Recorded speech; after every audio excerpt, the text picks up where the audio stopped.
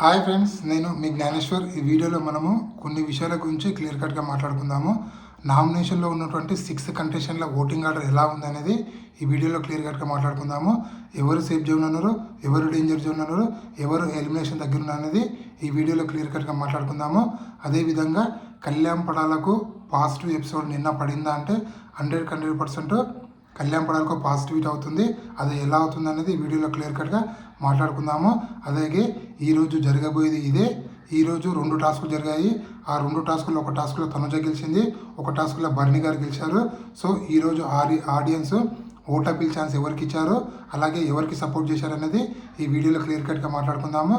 అదేవిధంగా నిన్న Emmanuel vote appeal చేశారు కదా, ఈరోజు తనుజ ఓట్ అపీల్ చేస్తుంది. ఎలా తనుజ ఓట్ అపీల్ చేస్తుంది అనేది ఈ వీడియోలో క్లియర్ కట్గా మాట్లాడుకుందాము.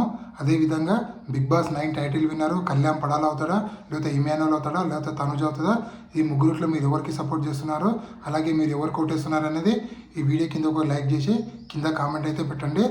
అదేవిధంగా నాకు ఒక ఇన్స్టాగ్రామ్ ఐడి ఉంది. ఆ ఇన్స్టా ఐడి పేరు జ్ఞానేశ్వర్ బీబీ రివ్యూస్ అని ఉంటుంది. మీరు ఇన్స్టాగ్రామ్ని ఫాలో అవడం వల్ల బిగ్ బాస్ 9 సంబంధించిన ప్రతి ఒక్క అప్డేట్ అనేది ఎపిసోడ్ కన్నా ముందే మీకు అప్డేట్ తెలవాలంటే నా ఇన్స్టా ఐడిని ఫాలో అవ్వండి. 100% నేను జెన్యున్ అప్డేట్స్ అయితే ఇవ్వడం అయితే జరుగుతుంది. సో బిగ్ బాస్ హౌస్లో ఈరోజు 2 టాస్కులు జరుగుతాయి. ఆ 2 టాస్కుల్లో first task jacket and balls task. So ఈ టాస్కుల్లో కళ్యాణ్ అండ్ సంజన సంచాలకులు ఉండడం జరుగుతుంది. ఈ టాస్కుల్లో first winner Tanuja, second Barne, third Demon, fourth Emmanuel, fifth Suman Shetty. So first task గెలిచింది ఎవరు? ఇక్కడ తనుజ గారు గెలవడం జరిగింది. అదేవిధంగా second task related puzzle task and chain task.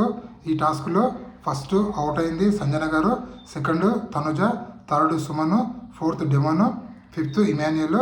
So చిట్ట చివరిగా బర్ని గారు అయితే మిగలడం అయితే జరుగుతుంది. అంటే ఒక టాస్క్ తనుజ గెలిచింది, ఒక టాస్క్ బర్ని గారు గెలవడం జరిగింది. సో వీళ్ళిద్దరు ఆడియన్స్ దగ్గరికి వెళ్ళడం జరుగుతుంది. సో బిగ్ బాస్ ఒక క్వశ్చన్ ఇస్తారు. ఆ క్వశ్చన్లో ఎవరైతే ఆన్సర్ చెప్తారో వాళ్ళు, ఆడియన్స్ ఎవరికైతే సపోర్ట్ చేస్తారో వాళ్ళు ఓట్ అపీల్ అయితే చేయడం అయితే జరుగుతుంది. సో ఈరోజు ఆడియన్స్ నిన్న ఇమాన్యుల్కు డిమాండ్ పైన ఇంటరాక్ట్ అవ్వరు కదా, ఈరోజు ఆడియన్స్ తనుజ గారికి బర్ని గారికి ఇంటరాక్ట్ అవ్వడం జరుగుతుంది. సో ఆడియన్స్ తనుజ గారికి ఛాన్స్ ఇవ్వడం అయితే జరుగుతుంది. ఆ విధంగా తనుజ గారు ఈరోజు ఓట్ అపీల్ చేయడం అయితే జరుగుతుంది.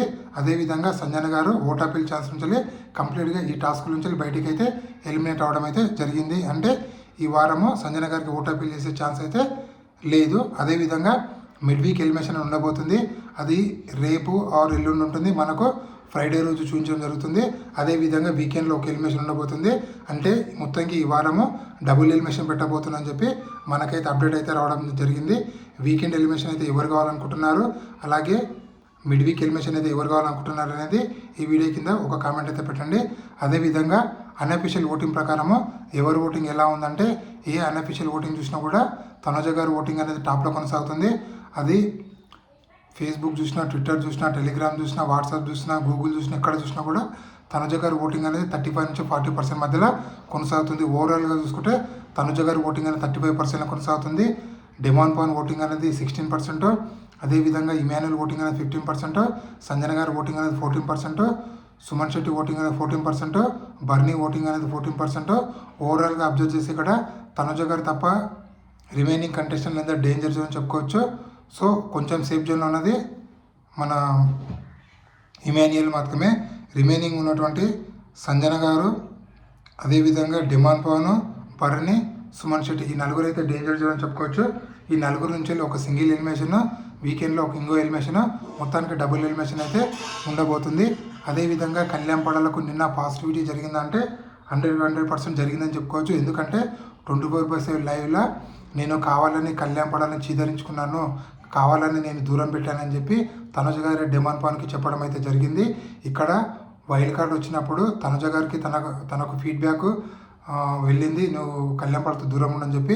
అప్పుడు కళ్యాణ్ పడాలని చీదరించుకోవడము, అదేవిధంగా దూరం పెట్టడం జరిగింది కదా. అప్పుడు అమ్మాయిలంట పడుతుందని చెప్పి అందరూ కళ్యాణ్ పడాలని నెగిటివ్గా థింక్ చేశారు. సో ఇప్పుడు తనుజ గారి అసలు రంగు బయటపడింది, తను కావాలని చేశానని చెప్పి తనుజ గారి ఒప్పుకోవడం అయితే జరిగింది. ఆ విధంగా కళ్యాణ్ పడాలకు నిన్న పాజిటివిటీ అయితే పెరిగింది. అదేవిధంగా బయటకు వచ్చినటువంటి దివ్యానికిత గారు కూడా ఎలాంటి బూతులు వాడలేదని చెప్పి తన ఇన్స్టాగ్రామ్ స్టోరీలో పెట్టడం జరిగింది.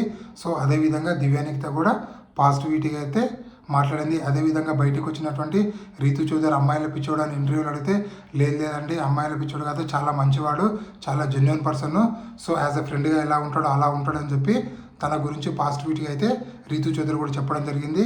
సో హౌస్ నుంచి బయటకు వచ్చినటువంటి మ్యాక్సిమం కంటెస్టెంట్లు తన గురించి పాజిటివ్గా వాడడం వల్ల తన ఇన్స్టాగ్రామ్ స్టోరీలో మాట్లాడడం వల్ల తనకు పాజిటివిటీ అనేది భారీగా పెరిగింది. తనకు ఒక మైనస్ ఉంది, తను నామినేషన్లు లేకపోవడము అనేది ఒకటే మైనస్. ఓవరాల్గా అబ్జర్వ్ చేసుకుంటే కళ్యాణ్ పడాలకైతే పాజిటివిటీ రోజు రోజుకు పెరుగుతుందని చెప్పి నాకైతే అనిపిస్తుంది. మీకేమనిపిస్తుంది అనేది వీడియో కింద కామెంట్ పెట్టండి. అదేవిధంగా వీడియో నచ్చినట్టయితే లైక్ చేయండి, షేర్ చేయండి, సబ్స్క్రైబ్ చేసుకోండి. ఇలాంటి కొత్త వీడియోలు ఎప్పుడప్పుడు తీస్తుంటాను. నేను మీ జ్ఞానేశ్వర్. జై హింద్.